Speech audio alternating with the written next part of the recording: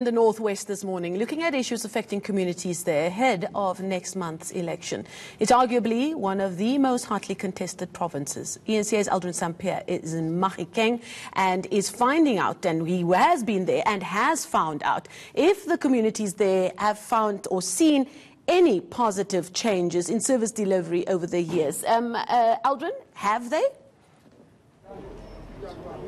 Well, it doesn't seem to be the case. Also taking into consideration that you had the ANC that has intervened with the recall of the Premier of the province. Remember last year, during this time, this province was a site of violent protest and community members calling on the executive under the leadership of Supra Maumapilo to step down.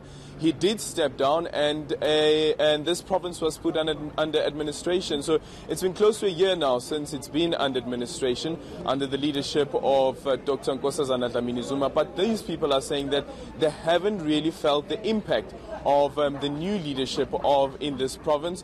Also, of course, you have the acting Premier, Job Mohoro, who is leading the executive in this province. Let me just quickly bring in some of those people who are residents in this province to speak about the impact of service delivery and whether indeed they feel that there hasn't been a good enough impact, considering that you had these protests that were taking place. So let me start with you. There were the protests that were happening last year. What changes have you noticed over this period? Absolutely no changes at all. Yeah. You see, my concern is the governing party. I'm not being hostile towards them, but it's a fact, you know. There's corruption, there are commissions of inquiries, but there are no results. So everybody is innocent. The VBS scandal, people were named, but none has been arrested. Mm-hmm. Nobody.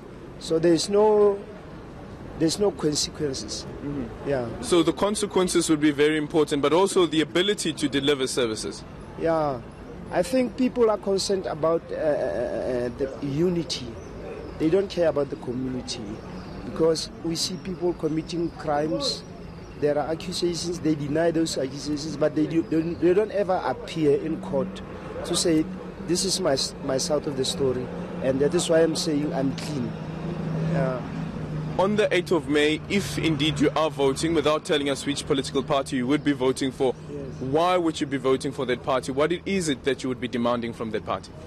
Really, I will vote for a party that will bring change, and that will make sure that whoever commit corruption, fraud and all that is arrested and faces the might of the law. Okay, then thank you so much. Let me bring in another resident, and one of the major issues that she has been raising, as we were speaking earlier on, is the issue around unemployment. And we know various political parties on the campaign trail are campaigning around dealing with corruption, which was raised now by the gentleman that we just spoke to, but also the issue around unemployment. The unemployment rate is stubbornly high. It's very high. People are not working. People are suffering. They're having crisis on, trying to they have done matric, they've ended up their schooling, but it's just the same. They're from tertiaries, but they're still the same. People are not working, you see. And if you can take the duration, plus minus a person from 1994 to now, not working, you see. I mean, employment rate is very high. And then I'm thinking about also the grand problems of old ladies having a long queue. They must make it at least limit some things. Some things must be done. Not only because they're old. They can't be on a queue for a long time. And then also we need to consider another problem we have, which is the municipality. It's dirty. Our town is very dirty, which is Mahikeng. They must clean the town. It must be clear. We can go to places around South Africa, but this one, I've never seen a dirty place like this one. Well, thank you so much, ma'am. So let me just quickly bring you in as well. Just quickly, some of the concerns that you like to highlight. Okay. My name is Amdoli.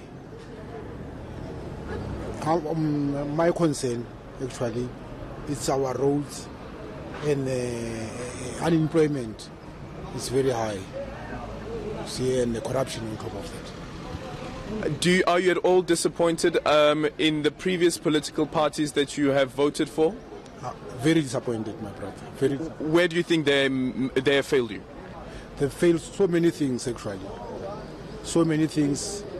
I'm talking about our children have been to school, higher level universities, but they're unemployment.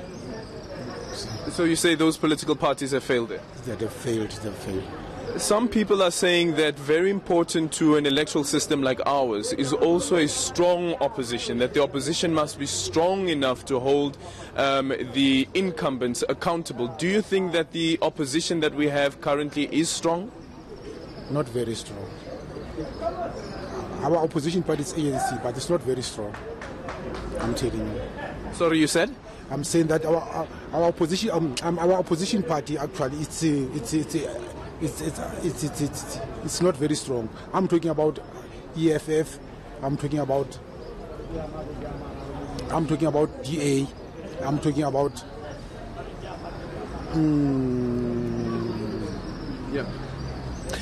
they are not very strong. They are not very strong. To me, I was thinking that if they were supposed to get together to fight this big elephant, the ANC.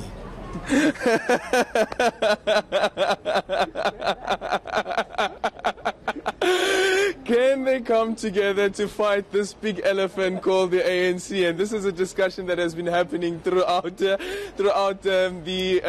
since the 2016 elections, and this is coalitions with these political parties, the opposition quite particularly, be able to come together to fight this big elephant called the ANC. We'll have to wait and see how things turn out on May the 8th. The DA in this province, they are quite hopeful that they would be able to push the ANC down below the 50% mark, as well as the EFF. And one of the academics at the University of the Northwest that we spoke to early on has said that you can see that the opposition are making some inroads. And this gentleman that we just spoke to now saying that the opposition are not as strong as one would expect. Thank you so much for that, Eldrin. I dare say I thought the ANC only knew about the buffalo, but now we've got the introduction of the elephant. Eldrin reporting to us live there from the Northwest. Really